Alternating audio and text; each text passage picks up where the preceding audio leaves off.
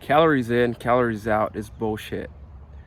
I just got back from the gym, and it was the third day in a row that I went to the gym. So back to back to back, Thursday, Friday, Saturday. It's Saturday about 1 p.m. right now here in Brazil.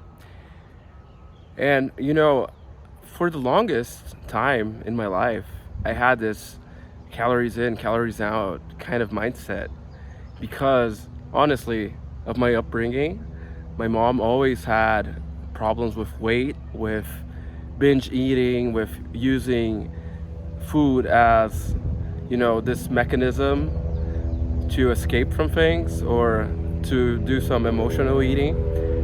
So I got a bit of this scarcity mindset towards food in a way from her. Oh, there's a helicopter going by.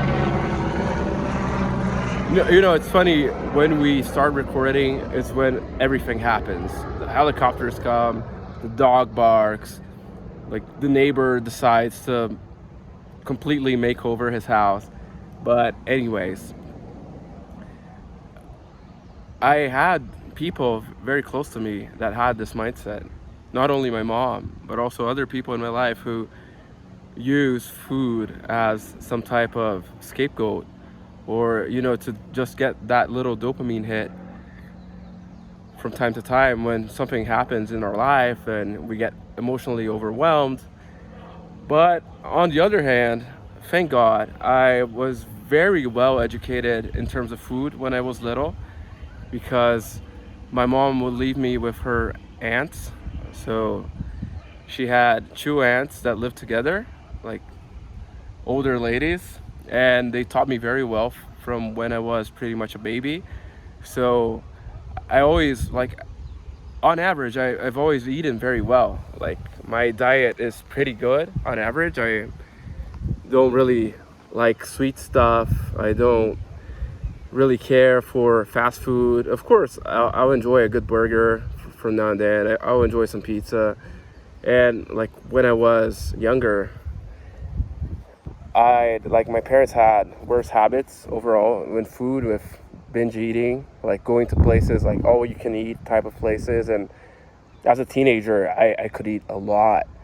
But eventually, I kind of started counting calories in a way, not really counting them, but trying to not overeat because of so much shit that I'd hear from people.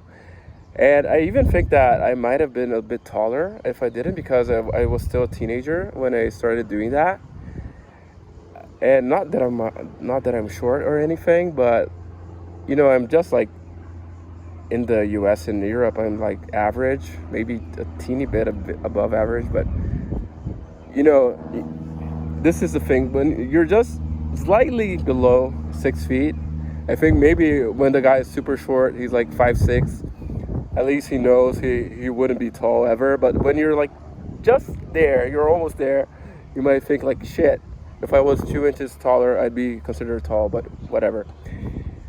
Anyways, so I had this mindset for a while, and it lasted for maybe a decade or so, like of not wanting to get fat and stuff. But really what I really wanted to do was to get strong, to really, have that type of body, the type of energy, be that kind of guy. And even when I started on my fitness journey, I still kind of had that mindset. But really, you can't be counting calories and wanting to progress on the gym. Like, if you're just eating maintenance or slightly below maintenance because you think, oh, maybe I'll get like body recomp, I'll be able to use some of the calories and the fat that I've stored, and then I'll be able to build some muscle. And you can do that, but it's not very quick. And you probably should be eating slightly above maintenance, because your body is very smart and it will adjust. If you're eating below what you spend, your body will adjust to spending less calories. Now, if you're eating a bit above, it might become like a furnace and start using more calories because it knows it can, because our bodies, evolutionarily, we kind of think that we're still in the caveman era, that we don't know when we're gonna eat again. So our body thinks that.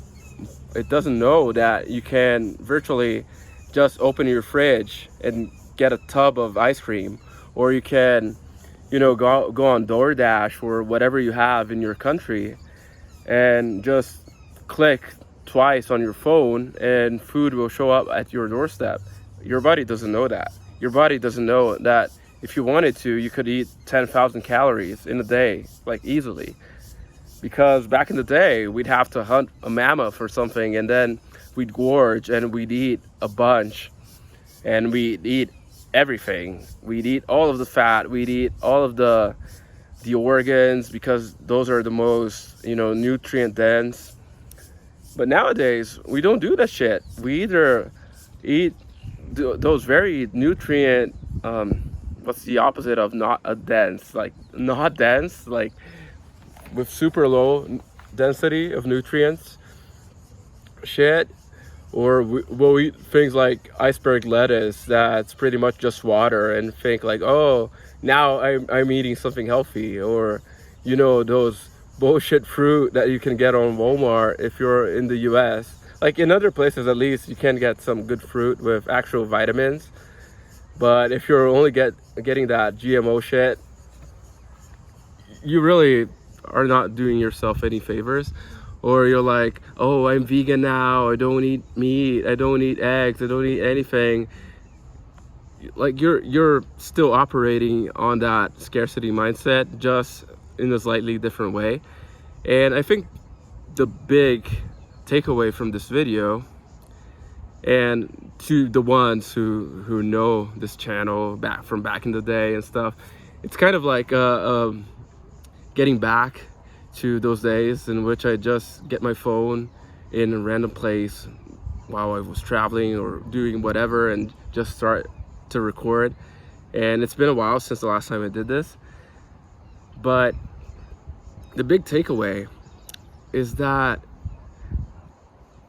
you can't operate from that kind of scarcity mindset. Of course, I'm not telling you to be gorging on fucking ice cream, on eating like a fucking 2-pound tub of ice cream every day and being a fucking couch potato. I'm not talking to you. I'm not talking to that kind of person, man. Like, if you are the kind of person, I can help you with, starting to eat like an adult. Stop eating from the kids menu. I can help you with that, honestly. Like, comment there, like, dude, I still eat from the kids menu. I can only eat like fettuccine alfredo and that kind of shit, mac and cheese. I can help you with that, little by little. But it's more in the sense of, if you want to build muscle, if you want to have energy to do shit, you need to eat. And that's a metaphor for everything, for business, for relationships, even for like, you need to put a little more into, you can't expect to, if you got a Lamborghini, if you got a super sports car, you can expect to get a sports car kind of result if you're not putting in enough fuel into the car. And the same thing for your body, the same thing for your business, either in terms of putting money into it, of putting energy into it, of buying tools to help you, of hiring people to help you, of bettering yourself, like self-improvement, reading books, getting the right kind of content, getting a mentor, and getting a group of friends that can help you with, and you can give each other feedback. There are many ways to do this. But if you're operating from that mindset of scarcity that permeates the calories in, calories out, you're kind of shooting yourself in the foot. And it's not that, scientifically, if you really go into the nitty gritty, calories in, calories out does add up. And I think, yeah, it should add up, like thermodynamically, it should. But the thing is, there are many factors that we won't take into account when making those calculations. like we won't take into account that you're actually improving your metabolism. Like I'm not saying that like dietitians don't do a good job or anything, that I don't believe in that kind of shit. It's not that. It really isn't. It's just that, and when I'm talking about this, I'm using this as a metaphor for other things in your life. It's just that it's not just thinking on that fixed number, because it's not fixed. There are many other factors that will go into it. And like I said, like your metabolism can improve depending on what you eat and the kind of feedback you give to your body with exercise and other stuff, going to places, talking to people. You will give those inputs to your body, and your body will change how your hormones work, and that in turn will change your metabolism, and that in turn will change a bunch of things. So you have a lot of secondary, tertiary effects that you might not be taking into account. So that's what I mean with this.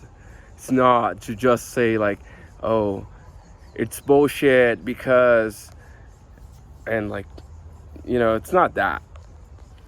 It's not bullshit just because. Calories in, calories out is bullshit in the sense that if you're taking that too much at face value, you're not thinking of all of those secondary, tertiary, quaternary, however the fuck you say that in English, effects. And I know that me personally, I've done that in my life.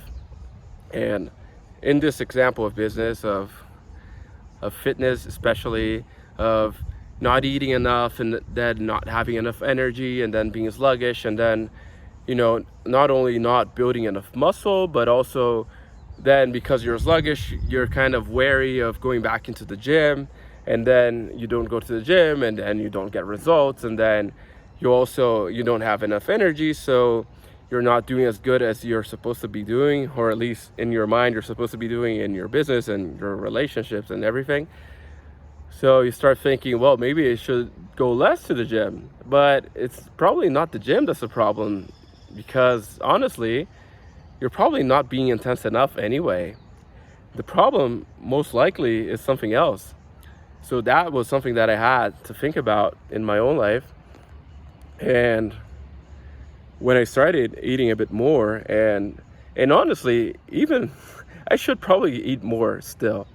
I should probably, and actually this is something that I will do, to think more about the protein intake and the calories, and try to eat even more, because, you know, it happens that when I'm very focused on other things, on projects, and, you know, I kind of get hyper focused and I might forget about eating. It happens to me. So I know I have to improve in that, and I have to be more accountable and measure that, because what you measure, I forgot like the catchphrase, but you guys probably know the catchphrase that I'm thinking of. Like, what you put attention into grows. So if I really want to get stronger and better muscles and all that shit, I will need to put more attention into that and make a system out of it, that's for sure.